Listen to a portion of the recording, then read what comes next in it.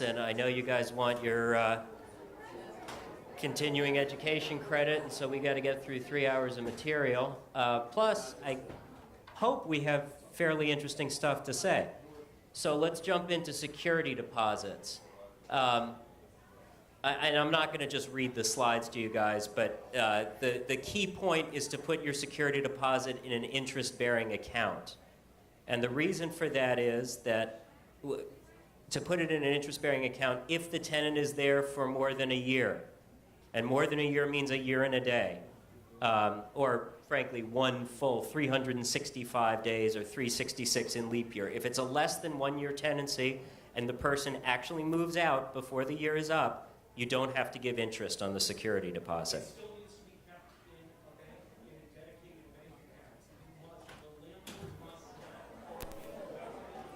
Right.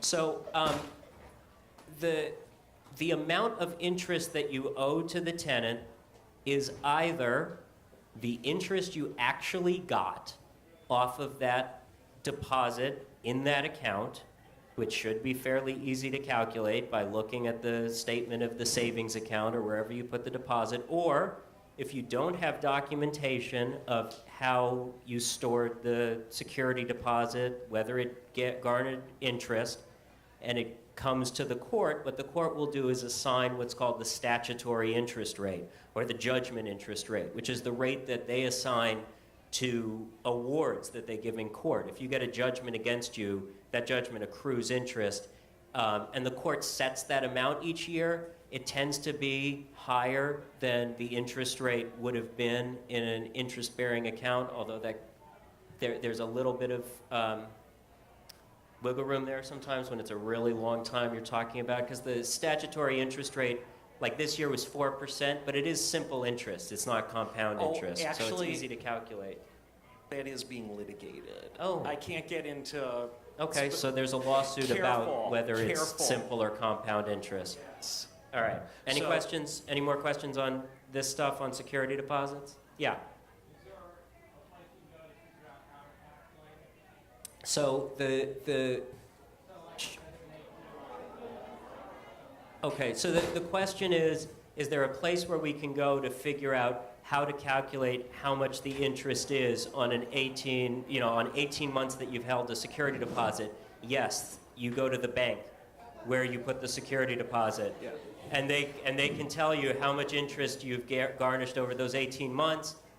Compare that to the amount of the security deposit. That's how much the money is. My colleague is quite right that you're not supposed to commingle it into like your personal savings account. If you can show, and I'll just tell you this honestly, if you can show it was put in an interest-bearing account, you've given back the fair amount of interest, I have not seen people getting punished. This is not like a lawyer's IOLTA account where even if you give back every penny, if it even touches your money, you can lose your license. It's not something like that. You just do need to have some documentation it went into an interest-bearing account and that you're paying back the interest. Of course, we know interest rates are low. We're talking about pennies or dollars, but it's not something to get caught up on. Yeah.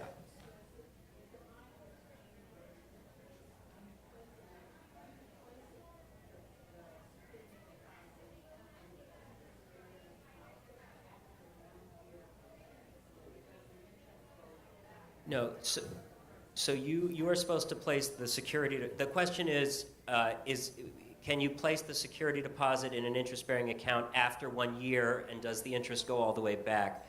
You have to place a security deposit in an interest-bearing account as soon as you receive it. If the person stays for less than a year, if the lease was for less than a year and the person stayed for less than a year, then you get to keep the interest. You don't have to return it, you just return the principal. If it was for a year or more, you return it with the interest.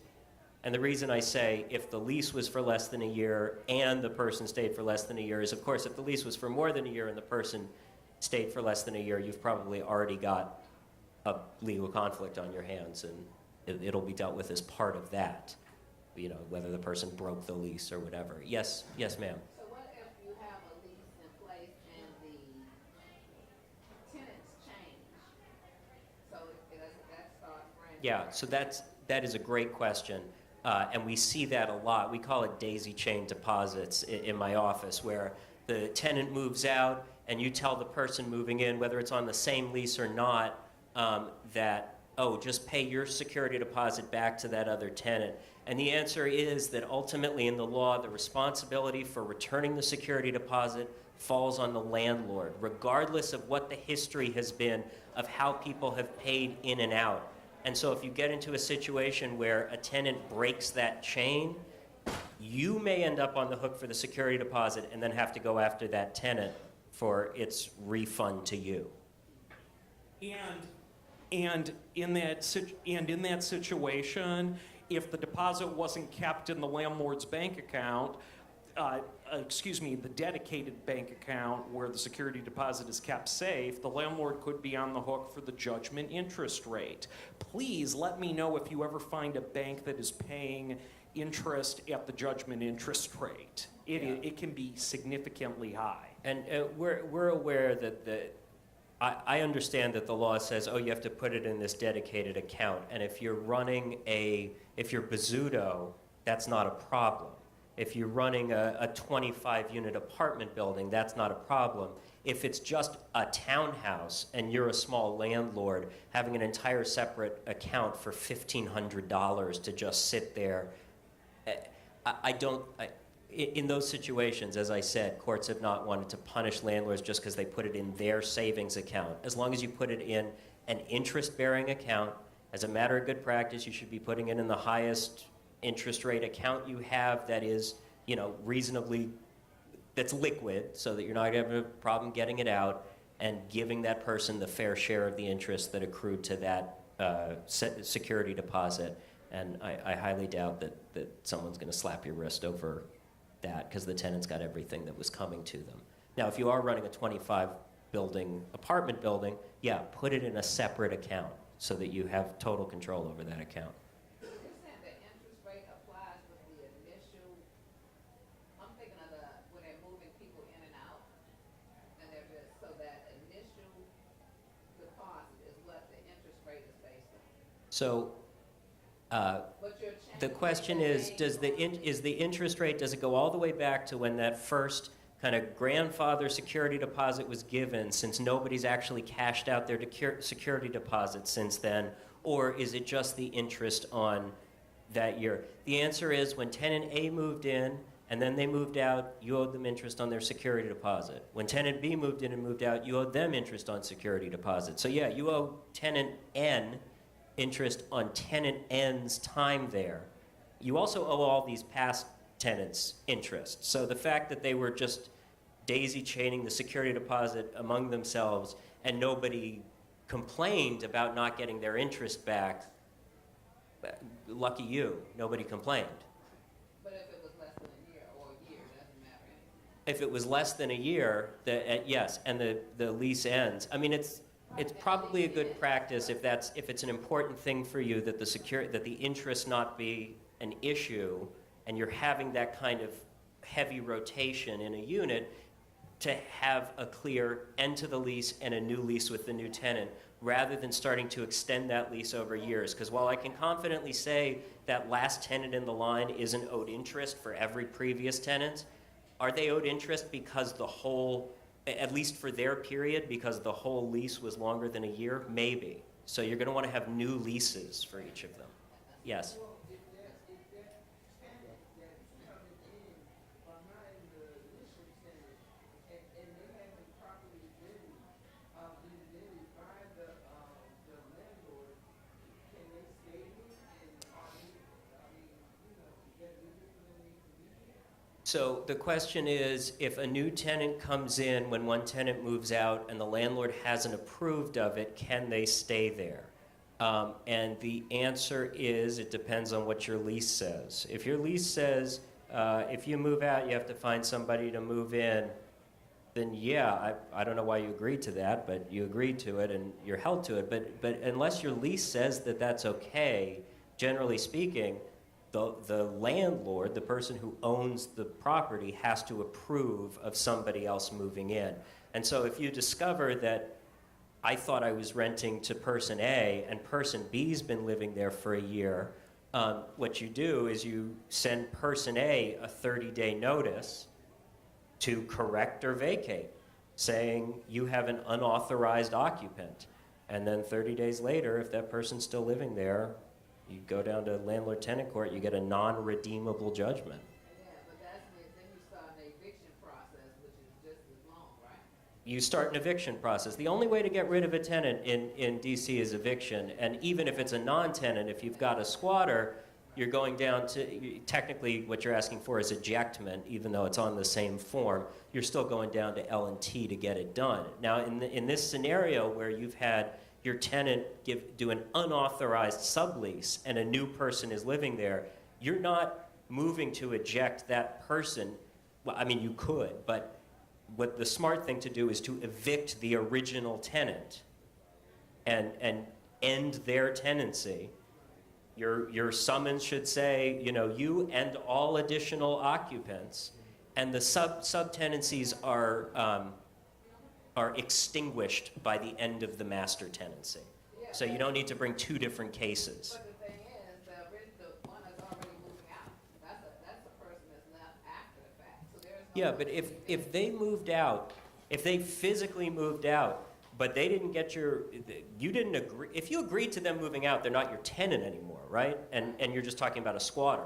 Right. If you didn't agree to them moving out and they just did it and brought somebody else to live there, guess what? They're still your tenant. No, I'm not saying that. I'm saying the tenant left. She said the tenant left. She didn't say she didn't agree to them leaving. That might have been the end of their. Well, so, but there's a distinction between leaving and ending your tenancy. If I go on vacation, my tenancy doesn't end. If I go on vacation for a year, unless my lease says that if I leave for more than 2 months or something, that it's abandonment, my tenancy doesn't end. So the fact that I left and found somebody else to pay my rent, I'm still your tenant. I'm not talking about subletting. I'm not talking about any of that. I don't understand your question, So though. I thought she said the tenant's lease had ended, and there was a person that was left over that hadn't been approved. If your tenant's lease has, okay, I think that's separate from what she's asking, but if your tenant's lease has ended Yeah. and you go expecting to find a vacant property and somebody is living there, then you've got a squatter. The master lease, even if they were a legal subtenant, the extinguishment of the master lease, which is the lease that the landlord has with their tenant, when that ends, it ends all subordinate leases, with one exception, which is if the landlord and the master tenant have kind of conspired to create a situation where it's going to be easier for them to evict the real tenant by pretending there's this master tenant in between, then courts will look through that situation and say, this wasn't the real tenant. So in other words, you can't, get you can't get your spouse to be your tenant and then rent to someone else, and then they can just give you notice of their intent to vacate, and you don't have to bother evicting this person. No, if it's a sham, you can't do it. But otherwise, if you really do have a master tenant and their tenancy ends for any reason, because they told you they were leaving, because you evicted them, because they died, all subtenancies are extinguished. Okay. So, you're supposed to post notices. Obviously, that's more applicable in the large multifamily setting. Okay, so the steps you need to take after somebody moves out. You have 45 days to send them something. That something can be an invoice or their full security deposit back. Assuming you send them an invoice, you need to send them their full security deposit back within 30 days of that invoice, whether that was at the 45th day or the 15th or whatever. Any questions on that? Great. Yes.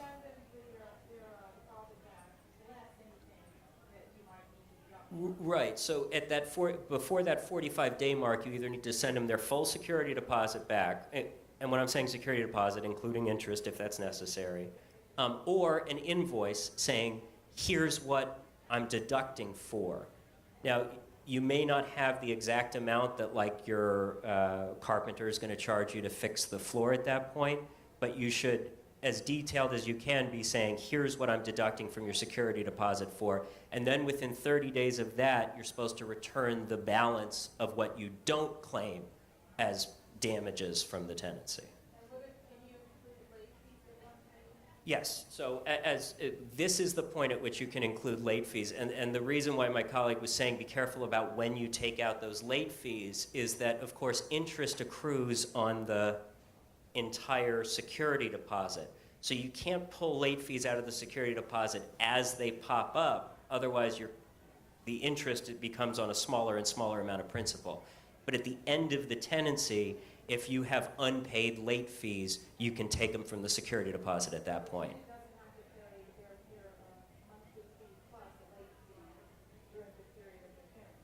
So, to go back to that, the tenant does have to pay their late fee during the tenancy. If they don't, they're not doing what they're supposed to do. But you are not allowed to evict a tenant simply because they're not paying a late fee, or to roll that late fee into their rent, or refuse their rent, or in some way say, because you're not paying the late fee, and only the late fee, you can no longer stay here. Now, if someone's not paying the late fee and is behind on their rent, you can go to L&T and you can include the late fee as part of that. You just can't go to L&T with only a late fee, saying they owe me the late fee, and therefore kick them out of their house. There are lots of ways to collect a debt from someone who's not paying their debt. You're just not allowed to use this one particular avenue. Sean? Yeah. Oh, it is important to know, the landlord and tenant court does not, I believe, include late fees in a calculation for what a tenant would have to pay to be able to redeem their tenancy. That's true. So if, for example, we can get to this a little more later, let's say that the tenant didn't pay a certain amount of rent, and the judge issues an order that says how much the tenant has to pay to stop the eviction process, that number should not include late fees in it. The number they have to pay to not get evicted will never include the late fee amount. That doesn't mean that the judge won't say, in the right circumstance, you need to pay the late fee, and that you won't have a judgment against them, and you won't be able to garnish their wages or do whatever you need to do to get that money. It's just, it can't, you're not allowed to be made homeless in DC because you haven't paid a late fee. So the late fee is capped at 5% of the monthly rent, full stop, and late fees can't roll over. You don't have, next month, because I didn't pay last month's late fee, I don't get a late fee on the late fee. So that's an interesting question. You can, that is a question for a consumer protection lawyer, because now you're talking about a consumer debt, and it's really outside of the landlord-tenant scope. So I don't know the answer to that. Yeah. Because when you sue somebody, let's assume it's not a landlord and tenant case, there are specific laws and rules about how, for example, prejudgment interest might be calculated, or then if the court sets a judgment and the person dilly-dallies in paying, then there could be separate rules about that. So Yeah. just saying. I'm confident the answer isn't anything goes, but beyond that, I can't say.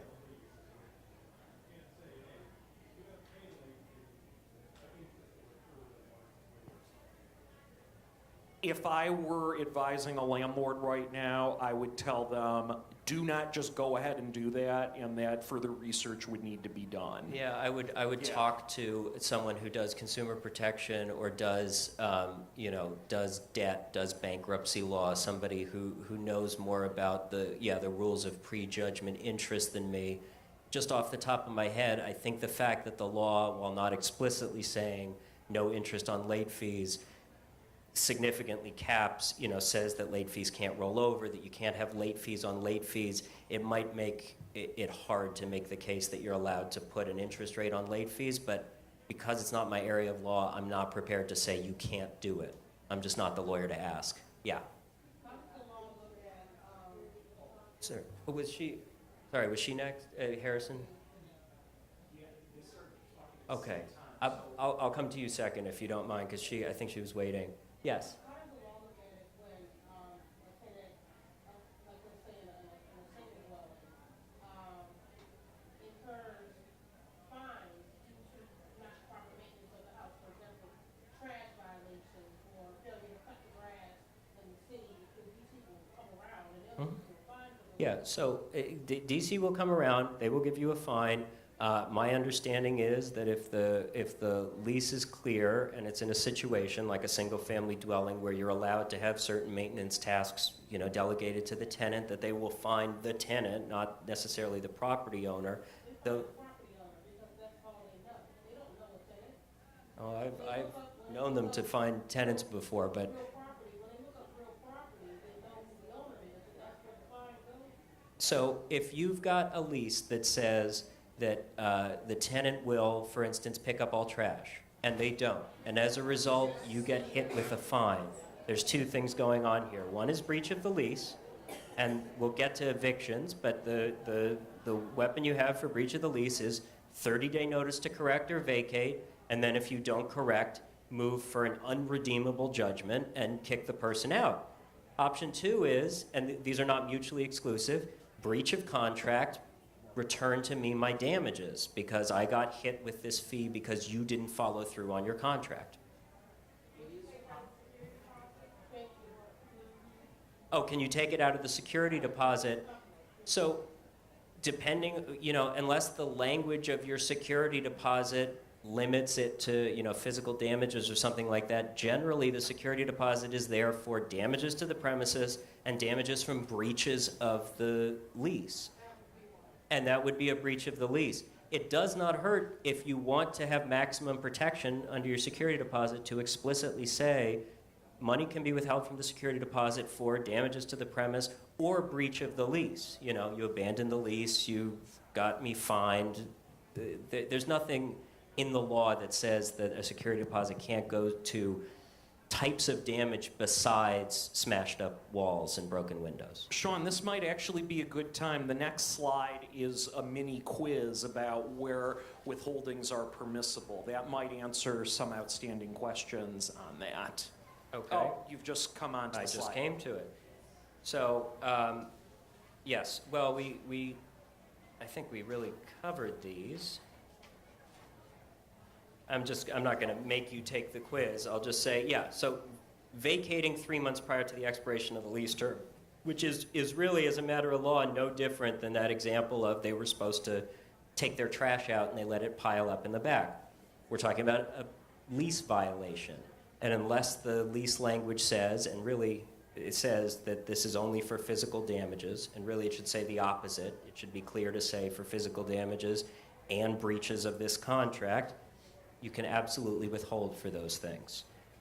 Light scuff on the wall while moving out your mattress, that's normal wear and tear. We can talk a little bit if people have questions about the lines of normal wear and tear. This is just the person following the procedure, and yeah, well, so this last one is a little misleading. Her housing provider kept the security deposit but never mailed Will any notice. We do not have, there are some jurisdictions, like Baltimore, I believe, where if you do not send the requisite notice within time stating that you're withholding the security deposit and why, you must return the full security deposit, no questions asked. That's not true in DC. Instead, what happens is if you do not follow the timeline, it creates a presumption in court that you're withholding it for improper reasons and that you have to return it. You can still show up with your evidence and convince the judge that you had reasonable reasons to withhold it. You just start with a mark against you if you didn't follow the timeline. What does the law say about those dishes, those satellite dishes people put on top of the Jones for cable without the landlord owner's permission? So satellite dishes are generally a type of fixture.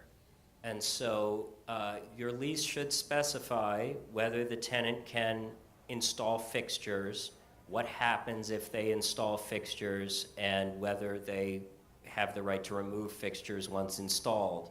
Generally speaking, assuming your lease says no fixtures without the landlord's permission, which is what most of them say, you can make the tenant take it down and repair all the damage, or you can withdraw it from the security deposit. It's a breach of the lease. And frankly, once again, when I said right before the break that it is probably worth telling a client that they may want to just pay to use the template that a realtor consortium uses, I do know that there are template addendums for satellite dishes. So if that is something that is important to your client, that may be something to consider there. Just And that holds true for any fixture. Installing a chandelier, putting a new railing up, you come and you discover that now there are storm windows that you didn't know about, or now there are shutters on the windows that have been, the old shutters were taken off and reinstalled. If the tenant didn't have permission, and if your lease says you need permission to install fixtures, it's a breach of the lease. And generally the tenant has the right to either put everything back exactly like it was at their own expense, or pay you the cost of doing that. In most cases with fixtures, you also have the option of saying, actually, I like it, I'll keep them. And tenants get tripped up on that because there's a little more wiggle room here in residential real estate than in commercial real estate, but generally speaking, if you install a fixture into the premises, it's now the landlord's property, not yours. Yeah. I get to you. Sorry. If the person is not cutting grass and they get fined by the instead of $40, and so now they have $40 which you can withhold from their security deposit. Do you have to wait until they move out of the building, move out to get that $400? Do you want me to answer that?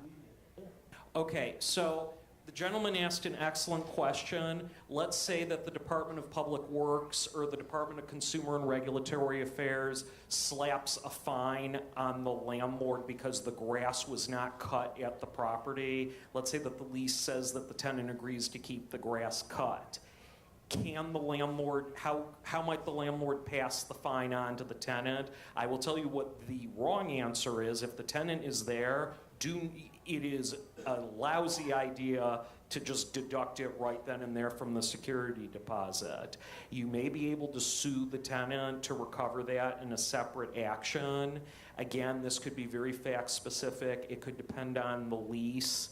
There are certain health and safety violations that actually cannot be passed on to the tenant. When we went through that list of things that can't go in leases, it is very possible that the ticket that you're talking about in your example is actually for something that the landlord has an unwaivable duty to monitor. So a court might say to the landlord, tough, you can't pass that fine on to the tenant. So it could be extremely fact specific on that issue. It's going to depend on exactly what the issue is that the tenant didn't maintain leading to the fine. But taking the question more generally of my tenant has now caused me to incur an expense, how do I get that money back from them? Basically, you've got three options. Sue them at your leisure before 3 years are up and your statute of limitation runs. Take it as a consumer debt and take it to a debt collector or report it to credit and try to harass the money out of them that way, or wait till the end of, please don't do that, but you can. Or wait till the end of the tenancy and take it out of the security deposit. Yes. Actually, let me get to her because she's been waiting a while, and I'll get back to you if you have follow-ups. Yes, ma'am.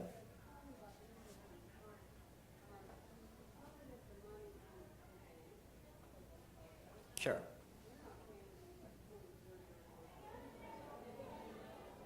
No. You have to pay the tenant the interest you received on your interest-bearing account.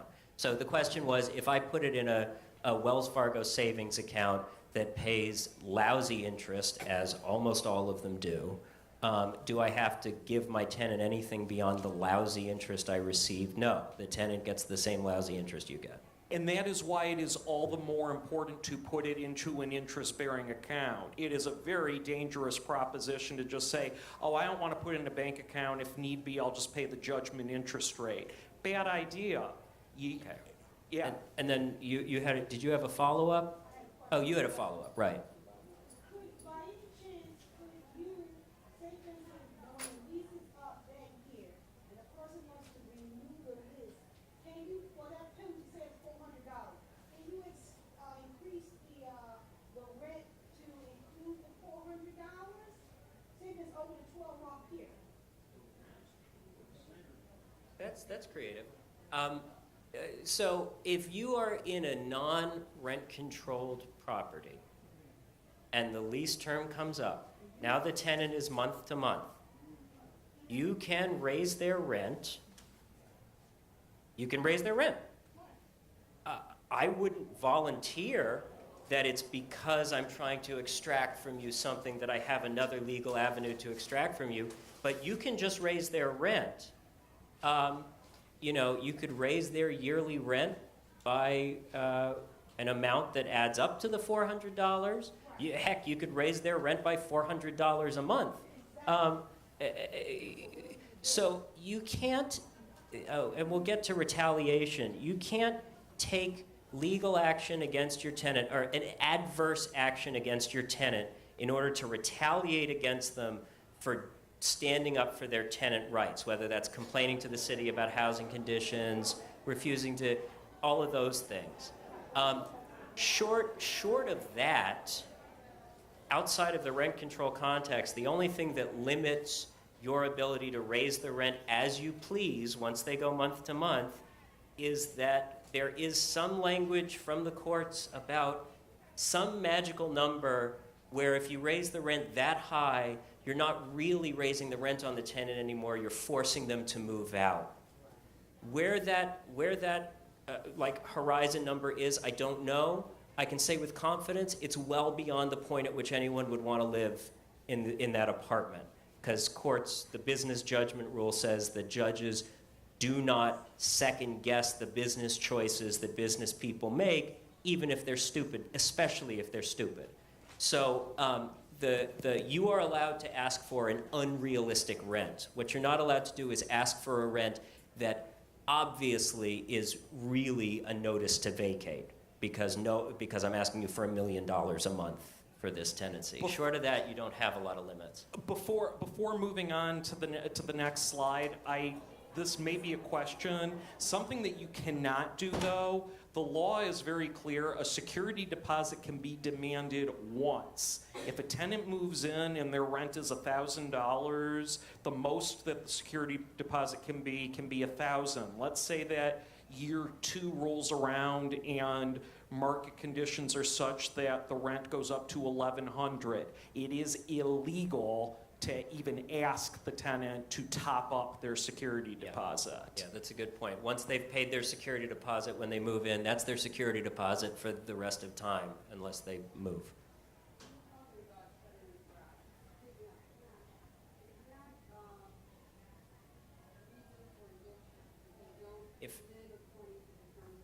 If the lease says you will cut the grass, and the question is, if they aren't cutting the grass and the lease says they should, is that grounds for eviction? If the lease says you will cut the grass and they don't, you can send them a 30-day notice to correct or vacate. If they do not correct, you can move for eviction, 501B. But that being said, cutting the grass is, I'm not comfortable giving a specific example, but if the landlord is accusing the tenant of violating a lease term, that is actually something that the landlord cannot impose upon the tenant. For example, certain housing code violations, that notice could get challenged and it could get very expensive for the landlord because there are, regardless. With the caveat that there are some things you can't make the tenant do in a lease. But if it's something that you've legally said the tenant has to do and the tenant doesn't do it, you can evict them. Of something that you couldn't say the tenant has to do in a lease. So if I rent, I've seen situations where landlords have put in the leases that the tenant will not eat any animal products or meat. and will not allow their children to do so. I've seen leases where landlords have said, in the event that any plumbing issues come up, tenant agrees to replace all of the plumbing in this building because it's very old. And that happened to be a housing choice voucher tenant who, needless to say, didn't have the financial wherewithal. You cannot make the tenant responsible for habitability, for kind of basic housing code structural, the structural integrity of the building. Now, that is relaxed to some degree in the single-family context where you've got a detached house and one tenant renting the house. It is possible in cases like that for the tenant to say, yeah, I'll cut the grass, I'll snake the drains, things that are kind of normal incidents of common home ownership. The line, the hair that needs to be split there is that the landlord never doesn't have a duty to repair. Even if you've got something that says the tenant is responsible for clearing all clogs from the sink and any plumbing problem beyond clogs the landlord will deal with, just to take one that I've seen work okay in the past. If the tenant says, I'm not clearing the clog and it's got to be cleared, you, the landlord, do have to go clear it. You can just go clear it and then move to evict the tenant for violating the lease or sue them for money or whatever. Your duty to keep the place up to code never goes away. It just can also be a lease violation by the tenant, a breach of the contract by the tenant. Yes, ma'am. Okay, so going with that, what if the tenant has a repeated need to have the landlord fix the toilet because it's backed up all the time because they use it as a grocery store? Right. So the question is, what if the tenant is constantly calling me to plunge their toilet because they use it as a garbage disposal? So assuming that you can document that the reason is that they're using the toilet improperly, that sounds like a lease violation to me that would be amenable to a 30-day notice to correct or vacate.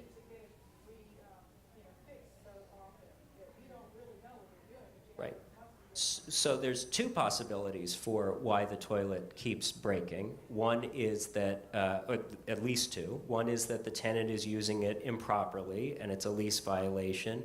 The other is that the landlord or the agents they have hired are not fixing it in what's called a workmanlike manner, meaning they're not doing an efficient enough job to actually fix the underlying problem, and so it's continuing to break over and over. One is a breach of the lease by the tenant against the landlord. The other is a breach of the lease by the landlord against the tenant. So in that case, you need more facts. And so if this problem occurred and it caused an overflow, and so the water went to the unit below, Mm-hmm. and when the plumber came in to fix, to find out what the problem was to resolve that portion of it, they found all sorts of things in the toilet, the piping. Who's at fault? Who's liable for that? That is a fact-based inquiry. That is the classic kind of thing that juries do. That is Listen. what judges and juries do. The question is, the follow-up was, if there's now an overflow, there's damage downstairs, the tenant is saying, I don't know, I was just using the toilet normally. The plumber goes in and says, you've got doll's heads and weird stuff in the toilet.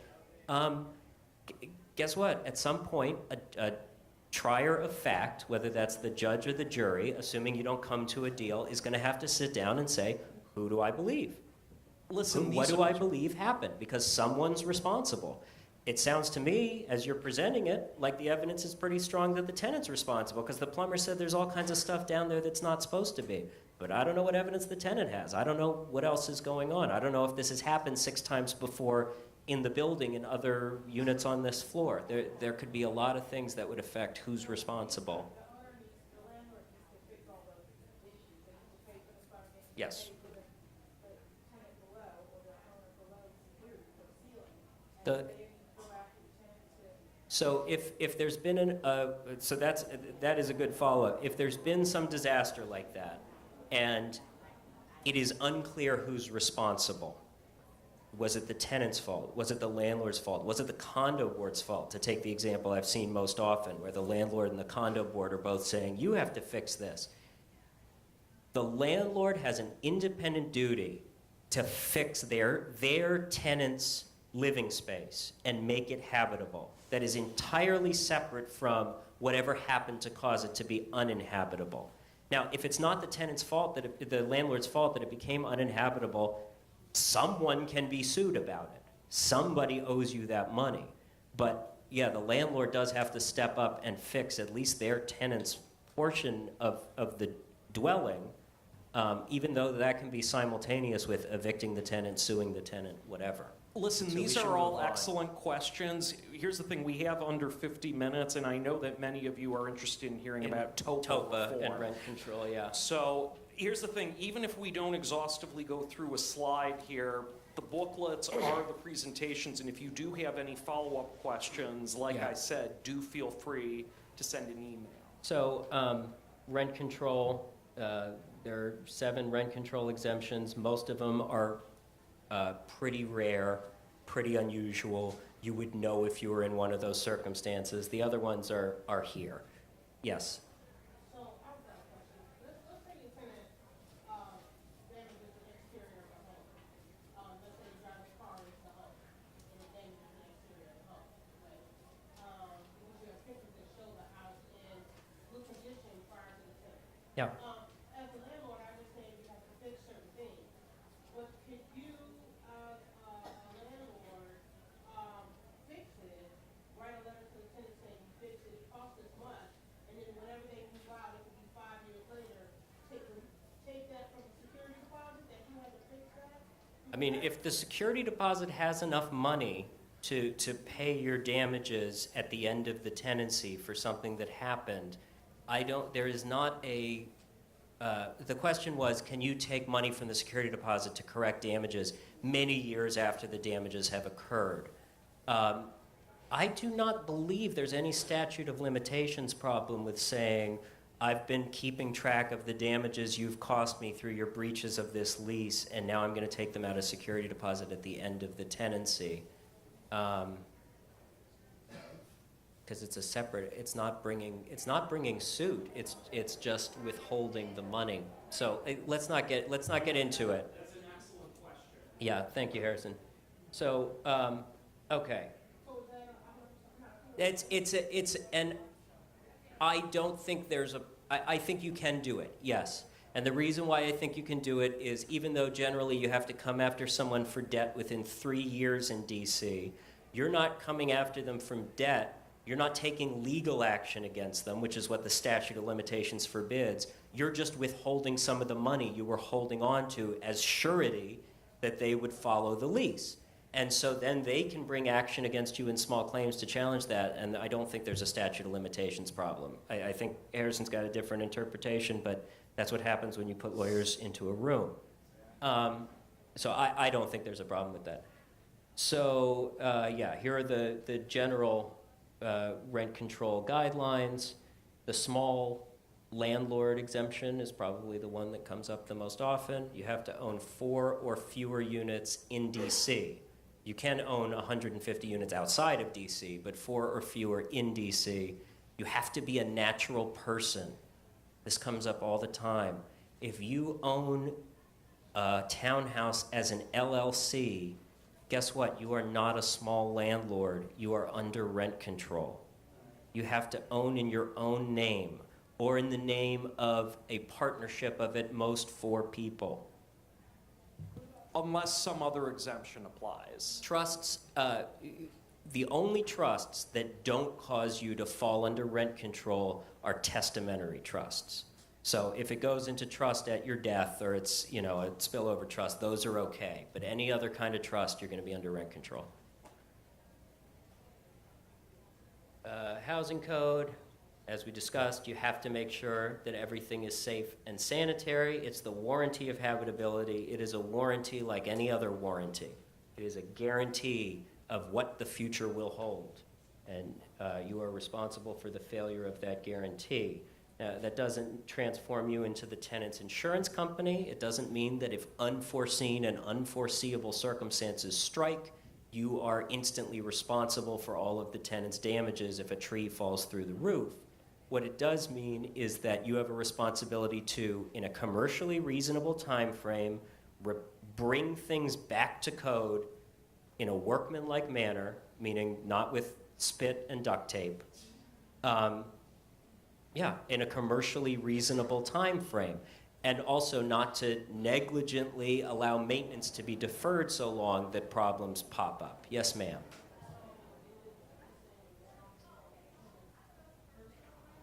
I'm saying you're not responsible. Right. So, but the question is, am I saying that you can be responsible for the tenant's personal items? As I was saying, if some unforeseeable thing happens, which they do, roofs break without warning, pipes burst, not because there's bad maintenance, but just because that's part of property management, you are not responsible for your tenant's damages just because they were in your property at the time this bad thing happened. That's what tenant's insurance is for. Now, on the other hand, if the pipe burst because you didn't repair it when you knew it had a problem and you let it linger for years and therefore there was a flood and it damaged the tenant's property, guess what? You are responsible for that. You're responsible for the things your negligence causes in general, whether you're in a contract with someone or not. In addition, if something that's not your fault, not the result of negligence happens, but you just don't feel like fixing it this summer, you'll get to it next summer, that is also a breach of contract regardless of how the situation arose. But as long as you are diligently working to fix things in a commercially reasonable manner, and commercially reasonable, guys, means, industry practice, like commercially reasonable generally means, in most legal contexts, industry practice with a little bit of a whip on the behind. It's a little faster than maybe the average person would do it. It's the speed you'd expect to see from someone you'd say, yeah, that's a professional, that's a real professional. It does not mean instantaneous. It doesn't necessarily mean that you're paying triple to hire somebody at midnight on Christmas morning, but it does mean as fast as is practicable and in a good, efficient, thorough manner, you're fixing things. You're not their insurance company. Yes.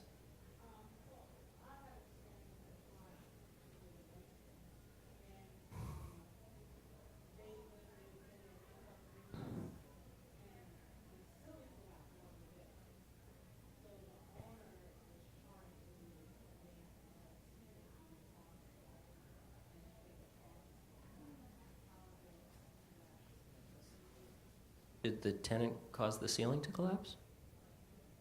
No. So the question is, if a tenant moved in and 3 months later the ceiling collapsed and the landlord is trying to make the tenant responsible for that, how do I analyze that legally? I don't know what that landlord is smoking, but...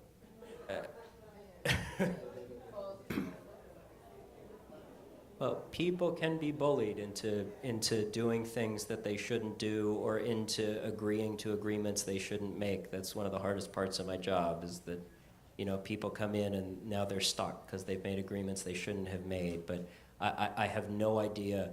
I cannot wrap my head around a theory in which the tenant would be responsible for that. Yes, ma'am.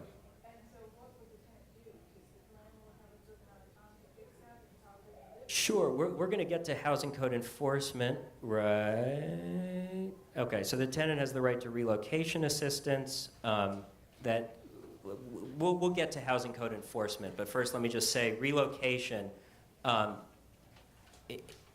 Relocation is something that has to be provided to the tenant if you are displacing them involuntarily in order to do any of these things. And these things, these substantial renovations, rehabilitations, demolition, discontinuance of the housing use, these are grounds for eviction. That you need to do these things are grounds to evict the tenant. However, before that eviction will be approved, you have to go through this administrative process to relocate the tenant, to see to their moving needs, to guarantee them a right to return at the same rent in the substantial, in the renovation context, or at a different rent in the substantial rehabilitation context. Yes, ma'am.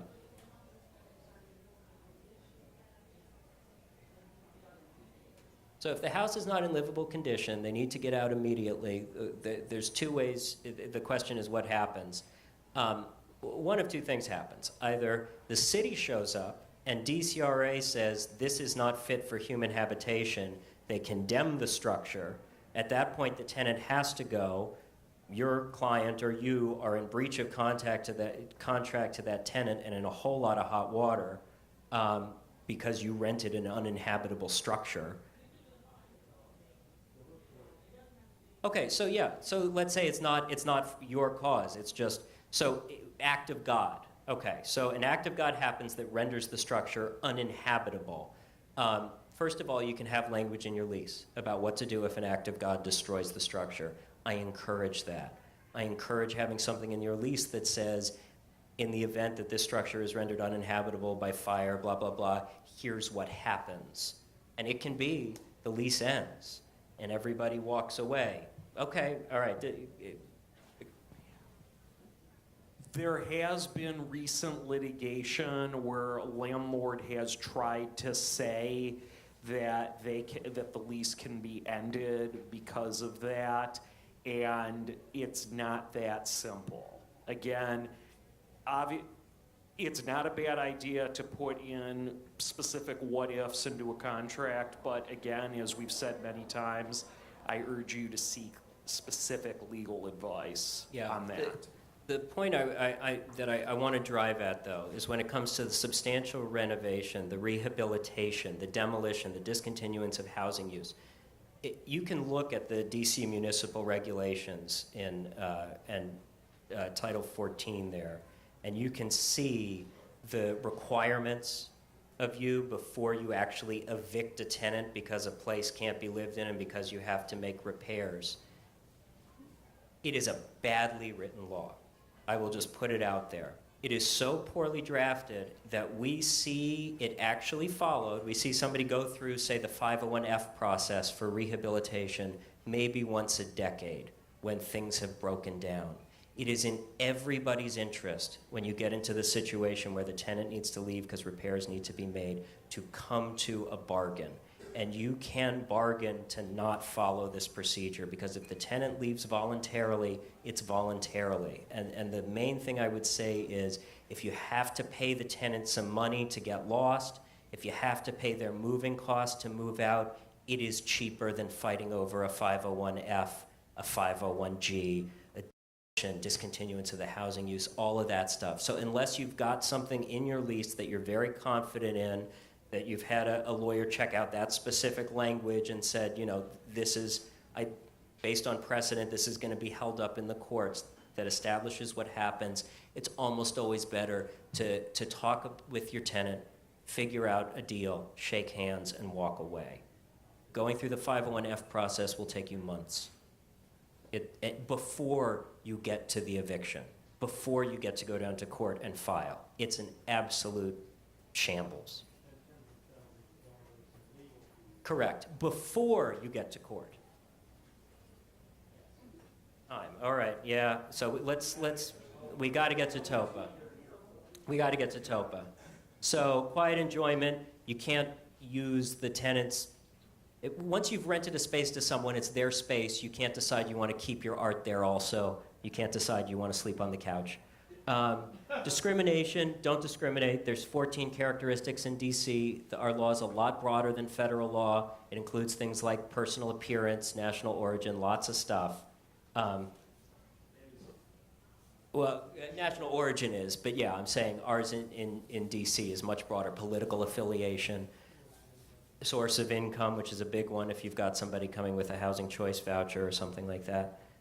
Here are the 10 reasons under which you can evict somebody. You'll find that in there. And you can see that 6 through 9 are the ones I was just talking about being such a mess that you probably don't want to mess with.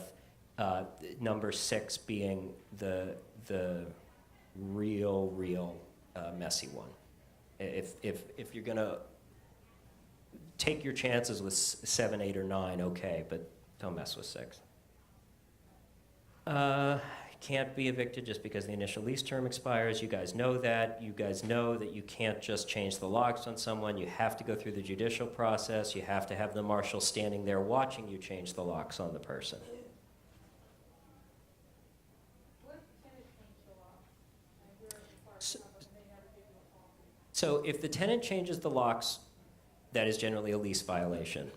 So you can tell them, change them back or give me a key or else I'm gonna, you can give them a 30-day notice to correct or vacate, basically. You have a right to be able to access the unit as well. We will say this, I don't believe there's a slide about this. If a tenant reports that they have been a victim of an intra-family offense, the law may require the landlord to change the locks within a set amount of time. I do not have the law in front of me, I think it's 48 hours. Okay. If your tenant reports to you, I've been the victim of domestic abuse, you have to change the lock for them on demand so that their abuser can't get back into the unit. You do get to send them a bill for the lock, but in the first place, you got to send a locksmith out to change it for them. Yes, ma'am. You can order to purchase the law, have the lock changed, and get the real person with the key, is that, So I'm sorry, I'm having trouble hearing you. purchase the law, because I was told I could do that. Have their maintenance people put the lock in, and then you give them a key, is that, legal? So, from the tenant's perspective, if you if you change the lock without the landlord's, No, with their permission, with their permission, no, there's no lease violation if you have their permission. thank you. Yeah. Okay, so evictions, there's a whole new process that I'm sorry, I got to barrel through. Okay, really, really quick.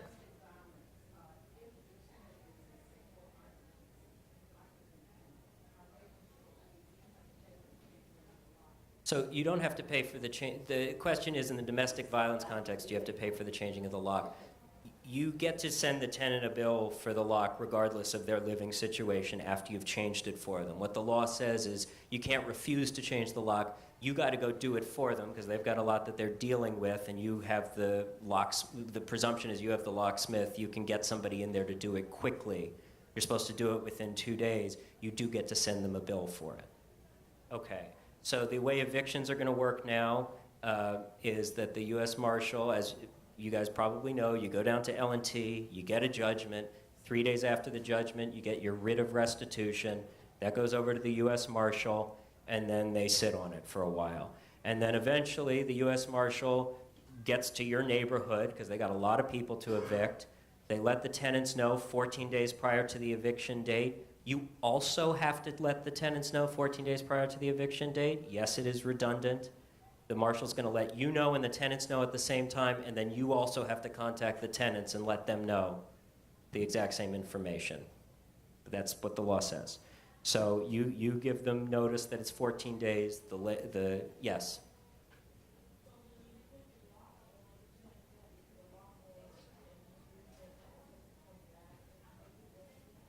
So so after they're evicted, after the marshal watches as you change the locks, you have to give them 8 hours, 8 interrupted hours within that next week. The presumption is that you and they can work out a time like adults. If not, you can run to court for them to come and get their stuff. You don't give them the key to come get their stuff. You can come, open the door for them. They can carry their stuff out. Then you lock it back up and they're out.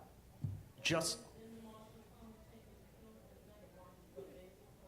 No, so no longer is that the case. Once that 7 days is up and the tenants had their 8 hours and they've carried their stuff out, anything left at that point is considered abandoned.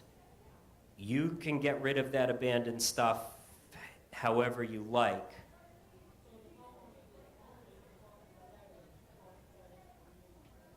Yeah, you can send them a bill for it. That's part of your claim against them. Look, at this point, we're talking about someone who has not paid rent or whatever, who hasn't followed through on their contract. Yeah, this is yet another example of, what are you going to do? They left trash in the place. You got to get the trash out. You can send them a bill. Yeah. I will say this, just like with Airbnb, this is an area where the council is currently looking at it. This law is subject to change very soon, so I would really monitor this. This is something that could be changed in the very near future. All right, Just gonna I'm add zooming that. ahead. No, excuse me, Not not the trash. about specifically removing. What to do with tenants' property may Yeah. change in the near Yeah. future. The tenant keeps going back, the council keeps going back and forth on, are we going to create some fund to have a place where the landlord's supposed to send the tenant stuff to be picked up? And yeah, so I got to zoom ahead. Right to organize. Don't mess with tenants who are trying to form a tenants association. It's like messing with workers who are trying to form a union. It's so stupid. You're not to mess with them, right? Exactly. It's not gonna look good when you get to Office of Administrative Hearings. Yes. What are you saying, Don't mess with tenants who are trying to form a tenant association. don't attend the meeting? You cannot attend the meetings if they do not invite you to attend the meetings. You can't take their flyers down. You can't try to punish them for putting flyers under each other's doors. I know you have to take time, but, it's a good thing to attend. So, I'm sorry, are you a tenant or are you talking from the tenant's perspective or the realtor's perspective? Well, as a tenant, you have the right to attend the tenant association meetings. Yes. This is a presentation for realtors, so I'm talking from the realtor's perspective. And the property owner does not have the right to attend tenant association meetings unless invited. So yeah, don't tear down their flyers. They're going to take pictures of it. They always catch you. In my experience, we always are able to, yeah. You can't convert into a co-op or a condominium unless the majority of tenants vote for it. That's the Condo Conversion and Sales Act. That's in the Rental Housing Act. It's very involved, the process. You wouldn't be doing that unless you hired a lawyer to take you through the process. So, TOPA. Let's get to it. So, the way TOPA works for multifamily accommodations has not changed from last year or the year before. It continues to be the same process. It has changed for single family and some two-family dwellings. So we'll get to the changes. The first thing to understand is that not all transactions triggered TOPA ever. Only sales trigger the Tenant Opportunity to Purchase Act. Now the term sale is defined broadly, but there are some things that are definitely not sales. Foreclosures are not sales. Judicial seizures of any kind. If a court is forcing you to sell the property in bankruptcy, that is not a sale. That is a exempt transfer. Yeah, you still have to send your tenants notice that the building is changing ownership, but there's no tenant opportunity to purchase there. But assuming that you have sales, then the single-family dwelling exception comes into play. Single-family accommodations are, it says here that they're defined as structures that contain room for single living space and kitchen intended for living, eating, and sleeping. I have to modify that a little bit. The law is called the single-family TOPA exemption, whatever. In fact, what it says is single-family dwellings and two-family dwellings that have a pertinent unit. And they define that as a unit that is inferior in location, size, space. So what that says is if you've got a unit that's got, if you've got a townhouse that's got a house here and an English basement, that English basement is not as nice as the apartment upstairs because it's under the ground, that falls under this exemption too. The idea was that if you're the landlord living upstairs, you should be able to rent out your English basement without falling under TOPA. Of course, if they had wanted it to say that, they could have just written it to say that. So I think we know what was really going on. So yeah, one and most two family structures are now going to be outside of TOPA's grasp. Two family structures where it's two apartments side by side that are identical, those are still going to fall under TOPA. But as long as one is kind of the nicer place and one is the less nice place, you can probably make a good argument that you fall under this exemption now, okay? So the sale notice, within 3 days of soliciting or receiving in writing an offer to purchase one of these places. Now, soliciting or receiving involves two things. One, you either got the offer or asked for the offer. Two is you actually are taking it seriously, okay? So if you get mailed something that says, we buy houses, you do not have to send your tenants a notice. It's just if you're seriously contemplating a sale that is an offer that is made to you, you have to deliver a written notice to the tenants that you have this intent to sell, or potentially this intent to sell. There is a form that DHCD will provide where you can send this notice into the tenant. It tells the tenant that if they have certain characteristics, they can still claim a TOPA right. Those characteristics are that they are either elderly or disabled, that they signed their lease on or before March 31st, 2018, and that they took occupancy on or before April 15th, 2018. All of those things have to be true for them to claim this TOPA exemption. So as you can see, it's a grandfather clause. It's not an ongoing class of people. As time goes by, the number of people who can claim this exemption will shrink and shrink and shrink, because there'll be less and less people who signed their lease before March 31st, 2018. In other words, any tenant who moves in today, you know is not going to qualify for this exemption, no matter how old and disabled they are. Does that all make sense? Okay. So they have 20 days from when they receive it to send you a receipt saying, I'm claiming this status. I'm claiming that you do have to give me TOPA. If they don't do it within 20 days, they've waived it. It's over. You move on. If they do claim it, then they have to provide documentation not to you, but to DHCD. So the city agency will get their documentation, will look at it, and will stamp it approved or rejected. Okay? You will not see the documentation, but you will know whether it was approved or not by DHCD. They will inform you. We have found that your tenant does meet this exception, or we have found that they don't. But you don't get to see the document. Now, in the case of age, the documentation is a photo ID.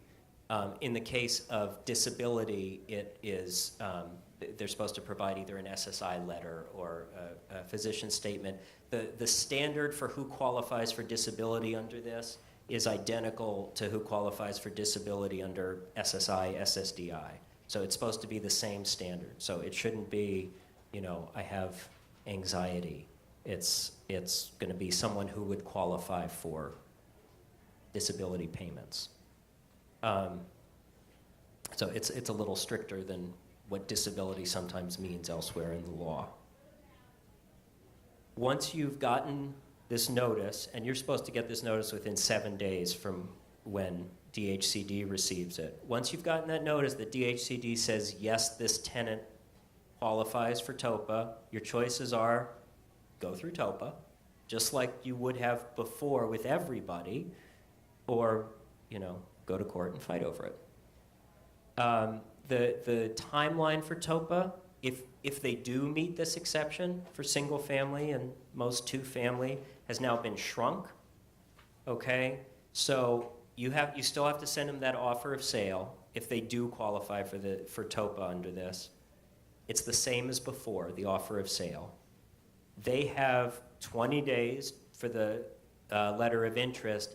The negotiation period is now only 25 days instead of 60. Again, just in this circumstance where it's single family and they meet the exemption, so they get TOPA. And the settlement period is now from 45 to 75 days as opposed to 30 to 60. So that's been extended a little bit to account for the fact that the negotiation period is now only 20 days instead of 60. So they still have time to line up financing if they are purchasing it themselves. That settlement period to secure financing, that's if you've come to an agreement and a price and they're buying it and they just need to go, and they've got They just need to go and get the mortgage or whatever. That 30-day extension, you have to give it to them if they have gotten a letter from a bank saying, yeah, we'll be financing this person, we're just putting the package together. So that's time for the bank to finish doing its paperwork. But at the end of that 45 days, they should have a commitment from a bank that they'll be getting a mortgage. Does that all make sense in the single-family context? I'm presuming that you guys are somewhat familiar with how TOPA used to work. Is that that's a safe presumption? Are there questions on this single-family stuff? Or I want to do a...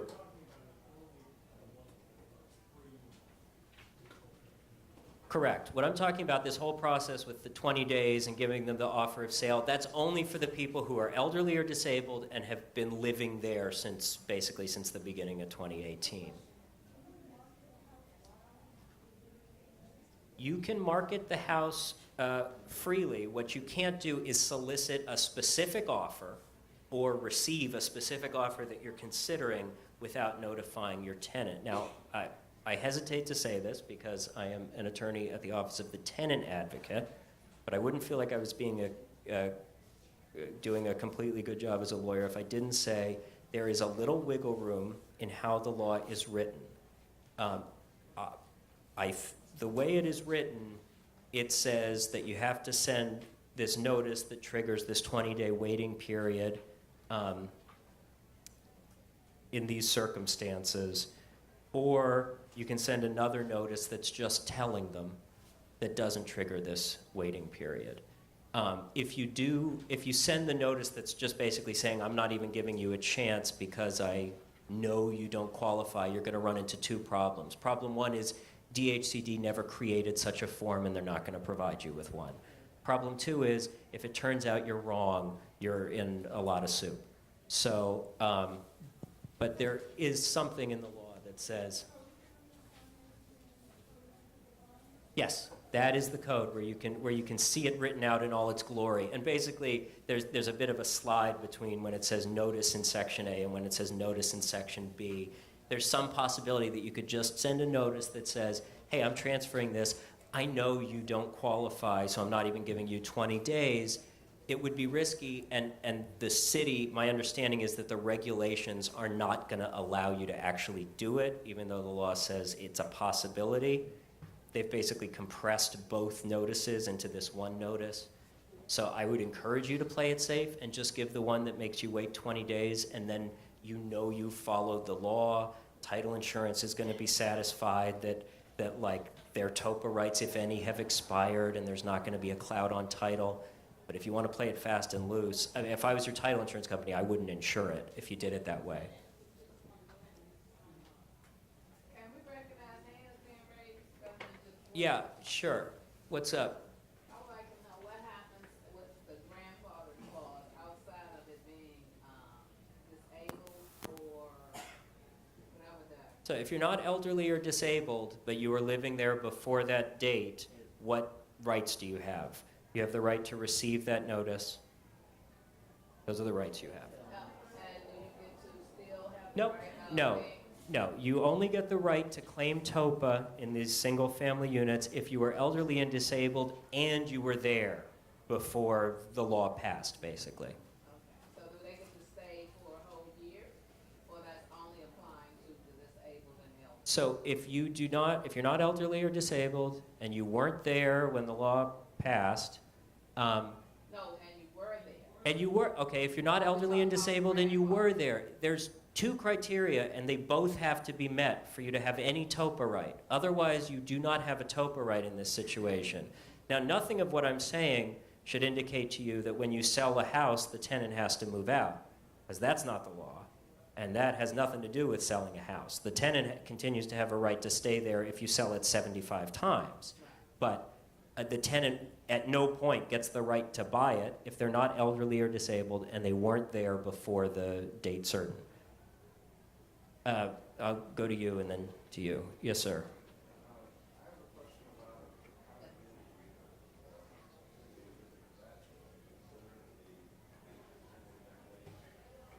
So there's some litigation around this in certain circumstances going on right now. Generally speaking, the question is, if you have a condo, is that a single-family dwelling or is it a multi-unit dwelling? Generally speaking, single-family dwelling. Simple question, simple answer, because it's got a single owner who rents it to a single family. There are situations where an owner owns every condo unit in a building and rents it out as an apartment and now is trying to claim the single-family exemption, and we're working on challenging that. But if you've just got a single owner who just owns the condo and they're selling the condo alone, single family for sure.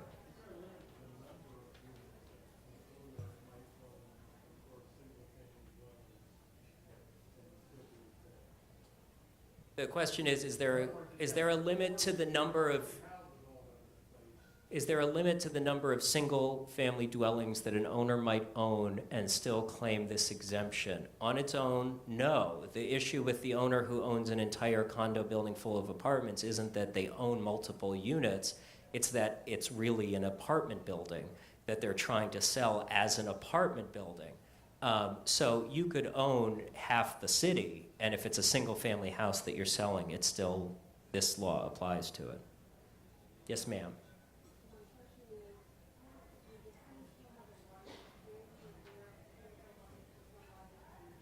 Ah, got it.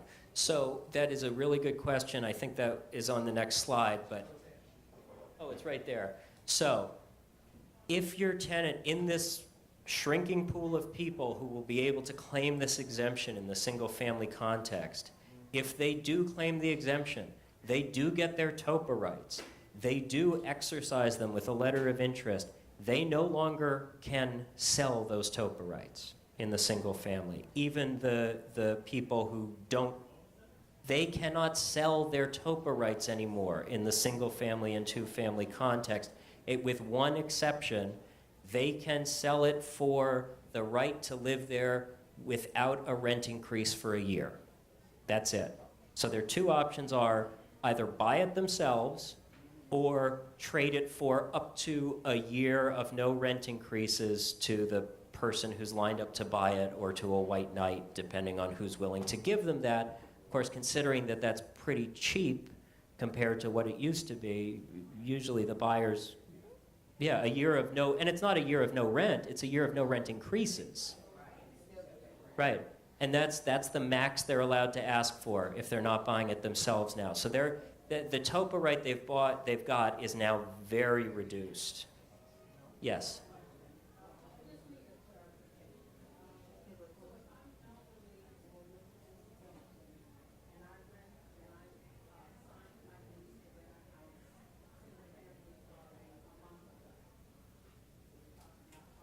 Yeah.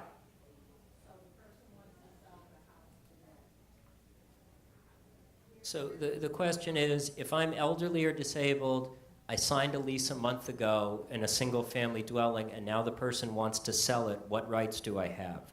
You have the right to receive this notice, and that's it, because you don't qualify for the exemption. Now, the person might claim that they qualify for the exemption, but you've got their lease, so I hope you can demonstrate when they moved in and when they signed their lease. They do not qualify. Yes, ma'am. And I'll come back to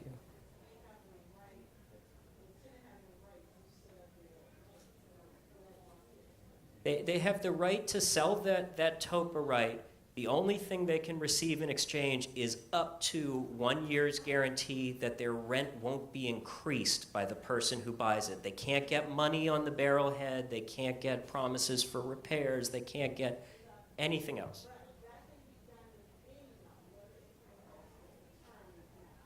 Yes. They could sell that right to anyone who agrees to buy the structure and not increase their rent for a year. Correct. Yeah, nothing in TOPA ever said you have to take less than the best price you're offered for your structure. In the back. Yes, suppose you have a tenant who signs a lease, and the owner didn't tell them that they had a foreclosure going on without their knowledge because they were in default of their first or second trust. But you're getting these notices, and people coming by saying this house is being sold. where does the rights of that tenant come into fold? Right. Do they have a right to stay in that property? Got it. So in the event of foreclosure, there's no TOPA right. In addition, foreclosure extinguishes the previous existing lease on the structure.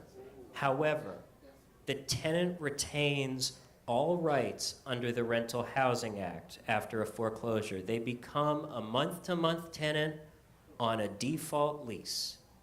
It's not very different than if you had rented to that person on a handshake. So the old terms of the lease don't apply. They're just a tenant. And generally, the rent is unchanged by the foreclosure process. Technically speaking, the rent that the tenant owes after a foreclosure is not what the rent was before. It's reasonable rent. But where are you going to look for reasonable rent? You're going to look to what the rent was before. So if it comes to a fight, almost always the court will say, well, just pay what you were paying before. So the tenant does not have to leave after a foreclosure. They become a month-to-month handshake tenant at will.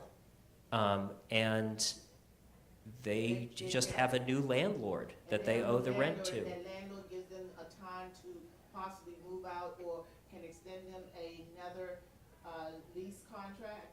So Can that happen? so I don't want to get into too much detail, but what I'll say is that new landlord has all the rights against that tenant that any landlord has. That tenant has all the rights against the landlord that any tenant has. Okay. The landlord cannot make that tenant that they bought at foreclosure essentially move out any more than their old landlord could unless they evict them for cause. That was my understanding. Thank you. Yes. Can they raise the rent more than 5%? On the tenant in a foreclosure, or, okay. Once what? So once you've bought the unit at the foreclosure sale, how much you can raise your tenant's rent depends on whether they're under rent control or not. And whether they're under rent control or not has nothing to do with the fact that you bought it at foreclosure sale. It's just like you bought it anywhere else. So if you own more than 4 units and it's an old building, chances are they're under rent control and you're limited to rent control increases on what their rent had been. If you're a small landlord or some other exemption applies, you can raise their rent with 30 days notice immediately. So, yeah, are we out of time? Okay. Okay, so let's just blast on ahead to the rest of the new TOPA stuff. We have some new duties that you don't probably care about. We've already gone through this, but it's there for your review. TOPA remains the same for multi-unit buildings. So 2 to 4 unit housing accommodations with the caveat that 2-unit ones where 1 unit is inferior to the other unit are now treated like they're single family. The tenants have 15 days to submit a statement of interest acting in a united front. If they don't, they have 7 days as individuals to send it. If you get multiple individual letters from tenants, they all have a TOPA right. You get your choice, ultimately, of which one of them to take a deal from. As a result, their TOPA right tends to not be very valuable, and as a result, usually it doesn't work out as badly for you as united tenants, you being the realtors, the landlords of the world. If the 15 days are up and the tenants haven't submitted a claim together, then each one, in theory, could submit their own TOPA letter of interest. If you get TOPA letters of interest from 3 different people, you've now got 3 different people that get the right to make offers.